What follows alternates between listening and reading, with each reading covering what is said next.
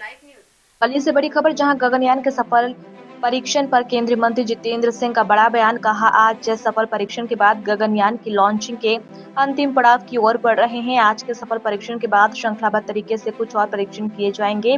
जिस प्रकार से किसी को अंतरिक्ष में भेजना महत्वपूर्ण है, उसी तरह से उसे सुरक्षित वापस लाना भी व्यवस्था हो, इसको लेकर प्रशिक्षण किए जाएंगे। इसी के तहत गगनयान की लॉन्चिंग से पहले एक महिला रोबोटिक अंतरिक्ष में जाएंगे और उन्हें वापस सुरक्षित लाने की प्रक्रिया रहेगी। इसकी सफलता के बाद 2025 में एक एस्ट्रोनॉट गगनयान में जाएंगे। अंतरिक्ष के क्षेत्र में लगातार मिल रही सफलताओं को लेकर जितेंद्र सिंह ने कहा कि इसका श्रेय प्रधानमंत्री नरेंद्र मोदी को जाता है, क्योंकि 60-70 सालों से बंदिशों के चलते अपेक्षित परिणाम नहीं दे पाए थे और साधनों की भी कमी थी, लेकिन प्रधानमंत्री नरेंद्र मोदी के प्रयासों से ये सब आज सार्थक हुआ है। मैं ये कहूँगा कि आज के सफल प्रशिक्षण के बाद ये जो गगनयान को लॉन्च करने की यात्रा के आखिरी पड़ाव से हम आगे कूच कर रहे हैं। The first step in the last leg of the journey towards the launching of Gaganyaan. और आज का ये जो D1 करके हुआ है, टेस्ट व्हीकल D1 टेस्ट, उसकी कामयाबी के उपरांत एक श्रृंखलाबद्ध तरीके के साथ इस प्रकार के कुछ और टेस्ट किए जाएंगे। अब आज के टेस्ट व्हीकल के माध्यम से जैसे कि क्रू मॉड्यूल की इवैल्यूएशन हुई, टेस्ट व्हीकल की हुई, और साथ ही साथ एस्केप सिस्टम कि यदि आवश्यकता पड़े तो किस प्रकार हमारे अंतरिक्ष में गए हुए व्यक्ति बाहर सुरक्षित निकाले जा सकते हैं, आ सकते हैं, उस सारी, क्योंकि इसके बाद जिस प्रकार से एक व्यक्ति को अंतरिक्ष में भेजना बहुत महत्व रखता है, उतना ही महत्व इस बात का है कि उसे सुरक्षित वापस लाने की व्यवस्था हो।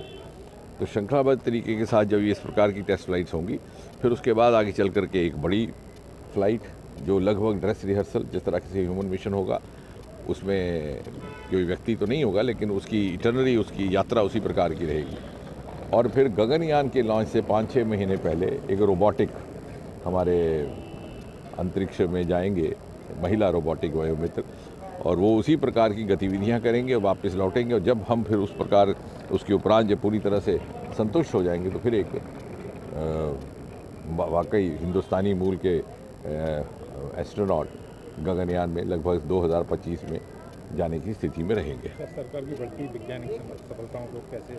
मुझे लगता है कि पिछले 3-4 वर्षों में जो क्वांटम जंप हुआ है हमारे अंतरिक्ष के क्षेत्र में, और आज इस स्थिति में हमें कि अब दूसरे देशों की अगुवाई कर रहे हैं, उसका एक बहुत बड़ा श्रेय जाता है प्रधानमंत्री मोदी जी को। हम गुजरे ज़माने में 60-70 वर्ष तक अपने ऊपर लादी गई बंदिशों से के कारण बहुत सारे कार्य उस प्रकार से अंजाम नहीं दे पा रहे थे जिस तरह से कर सकते थे। साधनों की भी कमी थी और सिनर्जी की भी कमी थी।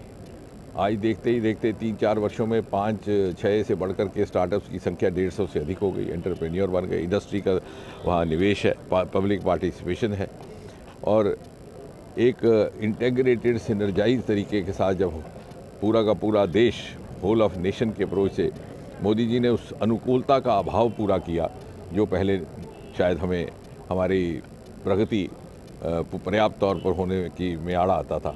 और आज जब सब स्टेक होल्डर्स एक साथ जुड़ गए हैं, तो आपने देखा, ये प्रमाणित हो गया कि भारत में प्रतिभा की कमी ना थी, योग्यता की कमी ना थी, परिश्रम करने की क्षमता भी थी, लेकिन जो नीति निर्धारकों के स्तर से जो अनुकूलता उपलब्ध होनी चाहिए थी, उसकी पूर्ति प्रधानमंत्री मोदी ने की। सर, इंडिया गठबंधन